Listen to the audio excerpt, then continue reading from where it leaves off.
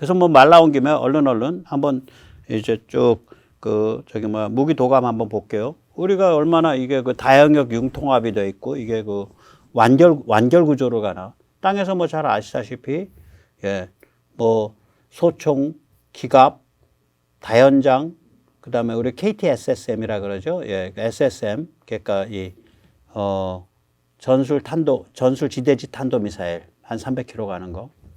그다음에 전술 차량 드론. 지금 우리 SSM, KTSSM 600mm짜리 그거가 아마 저거가 또 되고 있을 거예요. 그 떨어질 때 앞이 분리돼서 거기서 그러니까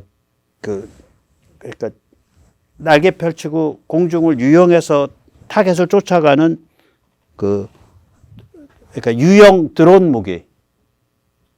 그러니까 한 서너 개 튀어나오는 그런 모델이 지금 되고 있는데 저렇게 되면은 이 KT SSM 자체가 300km 가고 그런 식으로 유형하면 거기서 추가로 한 100km 더 갈 거거든요. 100에서 한 150km 더 갈 거예요. 그럼 400에서 500km 안에 범위에 있는 중국 배는 다 죽은 거야.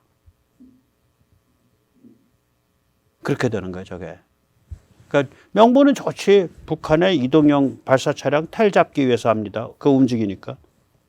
천만에요. 진짜 타겟은 저거 100% 중국 배입니다. 뭐 중국은 이게 뚜껑 열리는 거죠. 뚜껑 열리는 거요. 비행기 뜰 필요도 없다 이거지. KTSSM 한 8억짜리 저거 한 대빨 쏘면은 거기서 튀어나와가지고 저기 뭐 3개씩 자탄이 3개씩 튀어나와. 드론 자탄이. 그 15개가 배 하나 노리고 달려들어. 감당 안 되는 거죠. 전술 차량도 대한민국이 굉장히 가성비 좋죠. 또 여러 가지 그 육군에서 쓸 수 있는 드론도 많이 만들 거예요, 앞으로. 점점 이게 다 좀 뭐 문재인 때 이렇게 컨셉이 안 주어지니까 좀 갈팡질팡하던 게 요새 많이 정리되고 있어서 굉장히 빨라지고 있습니다. 그 다음에 이제 맨패즈라 그러죠. 그러니까 모병이 쏘는 휴대용 대공 미사일, 스팅어 같은 거. 우리는 그게 신궁이죠. 저것도 이제 계속 개발해서 더 좋아질 거고. 그 다음에 이제 보병이 쏘는 대전차 미사일, 그거 이제 맨패츠라 그럽니다. 저건. 그러니까, 맨 포터블. 그래서 P까지 가고, 그 다음에 엔타이 탱크 시스템. 그래서 맨패츠라 그래요. 저거는. 저거는 이제 현궁 같은 게 있고, 또 개인 장비, 뭐 지금 다 보급은 안 돼 있지만 아무튼 저런 걸 계속해서 개발하고 있고, 저런 식으로 앞으로 많이 업그레이드 될 거예요. 저는 그렇게 봅니다. 그 다음에 이제 바다에서도 우리가 만만치 않죠. 전함이나 저런 것들이 한쪽으로는 조선기술이고 한쪽으로는 전부 첨단 무기인데, 전자장비, 무기, 감지장비, 뭐 소나, 뭐 레이더, 미사일 이런 건데 그걸 양쪽에서 다 하니까. 그래서 함정, 그 다음에 이지스를 자기 힘으로 이지스 시스템 만들어내는 데가 흔하지가 않죠. 제가 보면 미국 빼고 뭐 있나 모르겠다. 제대로 되는 데가. 이건 레이더도 좋아야 되고 요격 미사일도 좋아야 되잖아요. 그리고 이제 위성도 떠 있어야 되고. 근데 이제 그러려니까 미국 위성, 일본 위성의 데이터도 받아야 되고 또 미국 정찰기 데이터도 받아야 되는데 또 레이더는 우리께 올라가고. 그러니까 연동을 하지 않으면, 연동이 보장돼 있지 않으면 저걸 개발한다는 게 의미가 없는 거예요. 근데 연동이 보장이 돼 있으니까 저걸 개발을 해서 하나의 서브 시스템으로 딱 들어박아서 쓸 수가 있죠. 저게 제가 말하는 IIT죠. 미군 연동형인데 여차하면 그 자체로도 작동하는 것. 바로 저런, 그러니까 우리가 참 미국이랑 좋은 관계인 거예요. 그 다음에 이제 함대지 미사일, 그 다음에 함대 함미사일, 그 다음에 여기 오른쪽 그림 위에 있는 거 CIWS. 그러니까 빠르르 하고 쏴가지고 고속으로 뭐 1초에 뭐 5,000발, 6,000발 쏴가지고 탄막 형성해서 배를 보호하는 거. 그 다음에 어뢰, 그 다음에 이제 소나, 뭐 대잠, 초계, 고정익, 헬기 드론, 그런 것들, 그 다음에 잠수함, 잠수정, 이거 줄줄이 다 나오고 있죠, 지금. 그러니까 우리가 어떤 기술의 어떤 임계치를 이렇게 넘어가고 있는 것 같아요. 그 전에 기갑까지 와서 기갑을 성공을 시켰는데, 이제 K2, K9으로 대표되는 거. 거기서 넘어서 이제 전투기, 전함, 잠수함, 레이더, 다른 감시 정찰 장비 이렇게 이게 기술의 어떤 임계치를 넘어가고 있는 중이에요.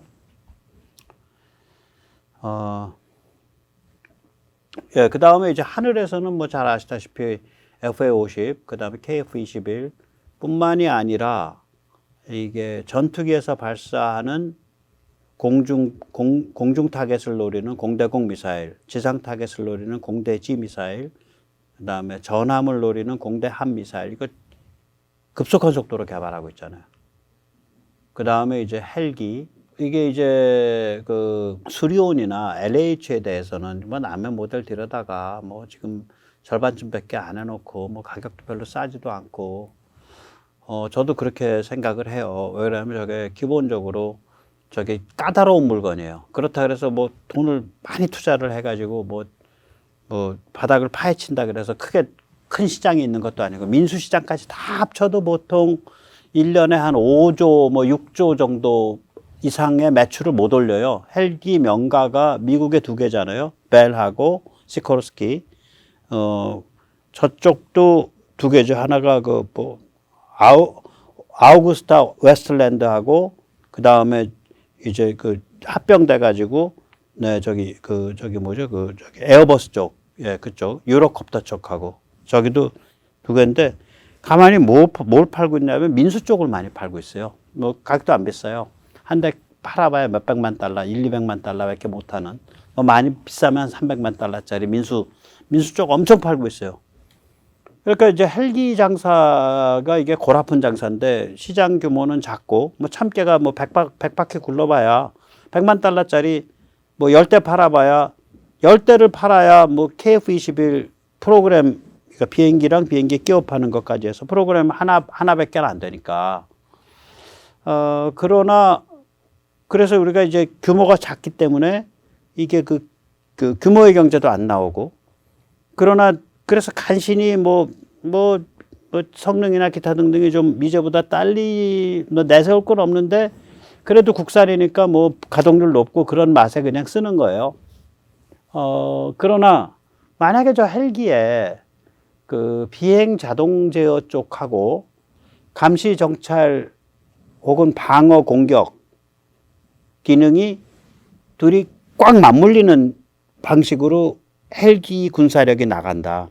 저기 레이더 돌아가고 그다음에 적외선 감지하고 그것에 의해서 비행기가 자동으로 움직이고, 혹은 비행기가 자동으로 움직이면서 뭘 쏘고, 뭐 이런 식으로 이게 클로스 커플링 된다 그러면은 국산이 있는 게 좋아요. 저 수업료 치르는 게 나아요. 그래서 저는 저게 클로스 커플링 되어 가고 있다고 보고 있거든요. 헬기가 하나의 플랫폼으로. 특히 군 쪽에서는. 그러니까 그런 기능들, 그러니까 무기와 파괴력에 관한 기능이 비행 제어랑 믹스돼 가고 있기 때문에 헬기 플랫폼을 우리가 갖고 있는 게 유리할 수 있어요. 그래서 저 정도 수업료는 뭐 특별히 손해보는 거 없으니까 내가 하면서 발전시키는 게 좋다. 그런 의미에서 강구영 사장한테 대해서 제가 무슨 에어버스 보잉과 같은 민항기 회사를 가려고 그래. 정신머리 있는 사람인가? 그렇게 생각하는 거죠.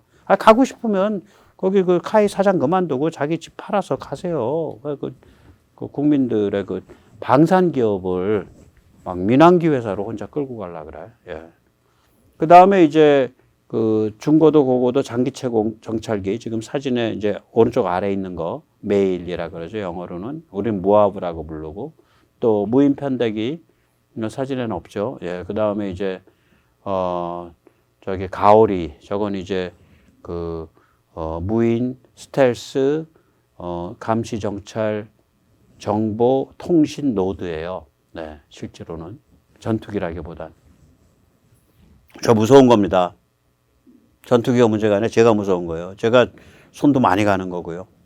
시스템도 많이 개발해야 되는 거고. 저런 애들이 이제 전장의 하늘에 딱 떠 있으면 든든한 거죠. 예, 든든한 겁니다. 예, 그래서 이제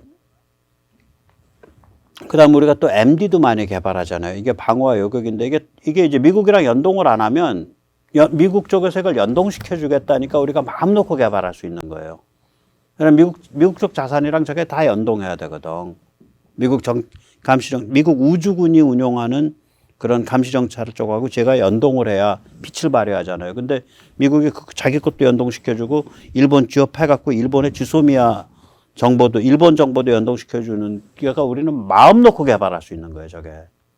그래서 저게 우리가 위성도 하고 그 다음에 고고도 무인 정찰 메일도 하고 가오리도 하고 그러면서 이제 탄도 미사일, 요격 미사일. 그러니까 저는 그 탄도 요격 미사일이라 그러는데 저걸 최소 3층이죠. 그러니까 사드급, 사드보다 바로 아래 이번에 개발이 된 그 LSAM-1, 그 다음에 사드급은 LSAM-2가 되겠죠. 이번 개발된 건 LSAM-1일 거고, 그 다음에 천공, 최소한 3개고, 흥이 나면 돈이 있고 개발비가 있으면 이제 LSAM-3, 그게 이제 SM-3급이죠. 미사일 하나에 뭐 몇백억씩 하는 거예요. 한 2, 300억 할걸요, SM-3? 예. 500km 위까지 요격하는 거. 그럼 이제 그거는 이제 뭐냐면 인공위성까지 요격하는 거거든요. 500km쯤 되면 인공위성 중에 이제 적의 돈은 고부근일 거예요. 그 다음에 이제 우리는 저 북한 애들이 워낙 이상한 애들이라, 예, 그 탄도, 상대방의 그 공격체가 탄도까지 안 올라가고, 대기권 안에서 날아오는 애들이 있죠. 그거 요격하는 거죠. 그게 이제 대기권 안에서 움직이는 고급 장거리 로켓, 걔들 장사정포라 그러는 거, 그게 그거거든요. 그러니까 탄도가 아닌가, 비탄도. 그러니까 요격 방식이 다른 거예요. 그리고 걔를 비싼 탄도 요격 미사일로 요격을 하면 너무 돈이 많이 들어. 그래서 그거를 위한 거가 그게 LAMD예요. 장사정포 요격 체계. 그래서 그런 종류의 고급 비탄도 공격체, 상대방의 고급 비탄도 로켓탄을 요격하는 거를 이스라엘제 아이언돔이 좀 문제가 있다 그러더라고요. 그런 용도로는 잘 안 맞는데요. 그래서 뭐 저는 잘 모르지만 아무튼 그것까지 다 개발하고 있으니까 뭐 열심히 하는 거죠. 방어와 요격. 예.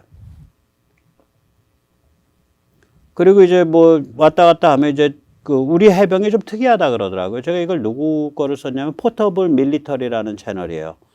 자주 올리시는 분은 아닌데 CG를 아주 정확하게 그리세요.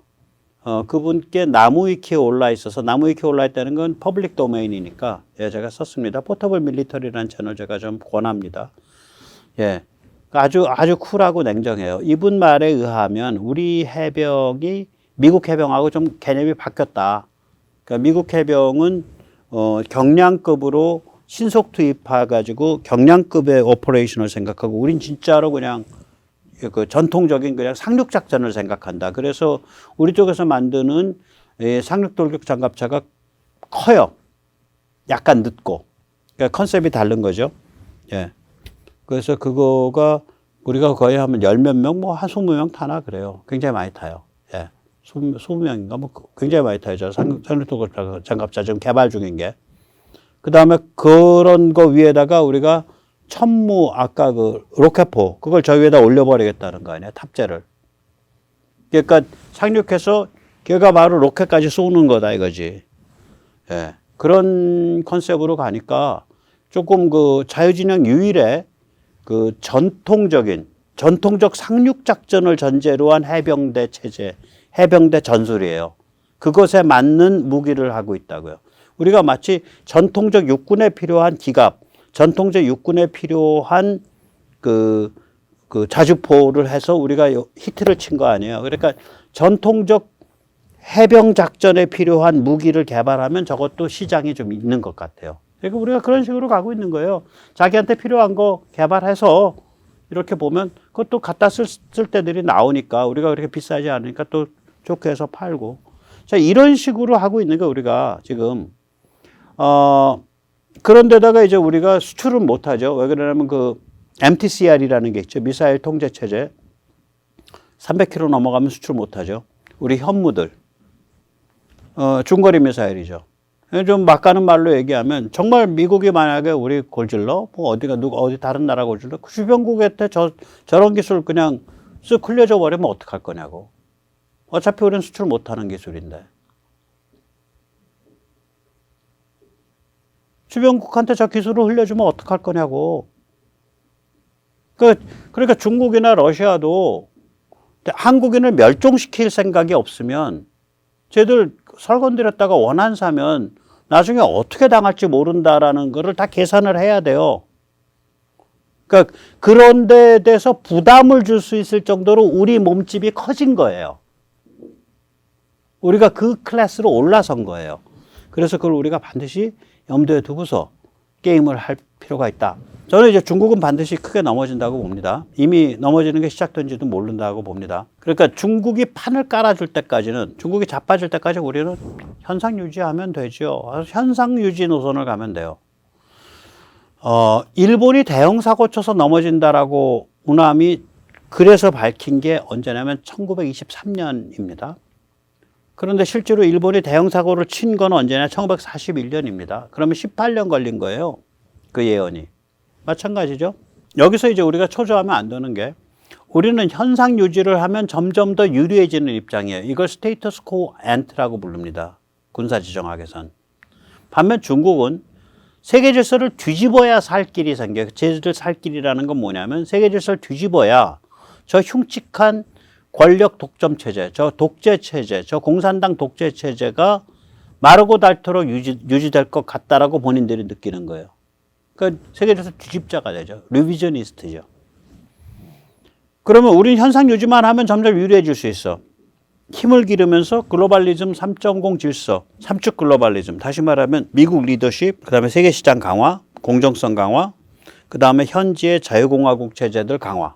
이 셋으로 되어 있는 삼축 글로벌리즘, 글로벌리즘 3.0 질서를 우리 힘을 기르면서 강화시켜 가면 돼요. 어떻게 강화시키냐? 우크라 도와주고, 폴란드 도와주고, 필리핀 도와주고, 베트남 도와주고, 이러면서 우리 이렇게 가면 되는 거예요, 이렇게. 또 중국을 대체할 수 있는 그런 그 생산기지 개척하고, 그럼 우리는 그 힘 강화하는 게 뭐냐? 예. 크게 나누면 세 분야라고 생각을 합니다. 네 분야. 하나는 뭐냐면 정치 문화와 정신 문화가 업그레이드 돼야 돼요. 정치가 정상화돼야 되고 담론이 진화해야 됩니다. 정치 정상화를 만약에 우리가 100으로 두면 지금 현재 국힘의 수준은 제가 보기엔 낙제점 이하입니다. 59점, 58점, 57점입니다. 잘 봐줬을 때. 그러니까 이게 컨셉이 없어요. 정치 정상화, 그 다음에 담론 진화. 지식인들 어떻게 100모 정도의 소리가 신기한 얘기가 많냐고. 그건 뭔가 이런 정도의 이거보다 훨씬 심오한 얘기가 누가 쓴 논문이나 누가 쓴 책에 정리되어 있어야 돼요. 그래서 그걸 100모는 쓱 보고서 제 직권양 막 떠들면 되는데 제가 하는 얘기의 중요 명제들은 다 제가 만든 거야. 그 둘 중에 하나죠. 100모가 구라빨이 굉장히 세든가 아니면 우리의 지식층의 수준이 낮든가 혹은 둘 다든가. 두 번째는 지금 차이나 디커플링이죠. 지금 보시면 이게 4월 1일에서 4월 10일까지의 열흘 동안의 경제인데 20년 만에 수출액이 미국이 중국을 추월했습니다. 일단 이 열흘이. 근데 이 추세가 앞으로 이어질 가능성이 있다는 거예요. 우리 차이나 디커플링이 일어나고 있는 거예요. 굉장히 고통스럽죠. 이 시련을 극복하고 우리가 탈중국 경제를 만들어야 돼요. 그래서 뭐 중국에 대한 수출 비중이 한 20%, 23%, 18%, 15%. 예. 그 다음에 국방력 강화. 중국이 집적될 수 없는 나라가 돼야죠. 저렇게 다 갖추고 있으면 중국이 집적 못 돼요. 자기들도, 아니, 독사한테 물리면 작은 독사한테 물렸다고 안 죽고 큰 독사한테 물렸다고 죽나? 독사한테 물리면 다 죽는 거예요. 그렇잖아요.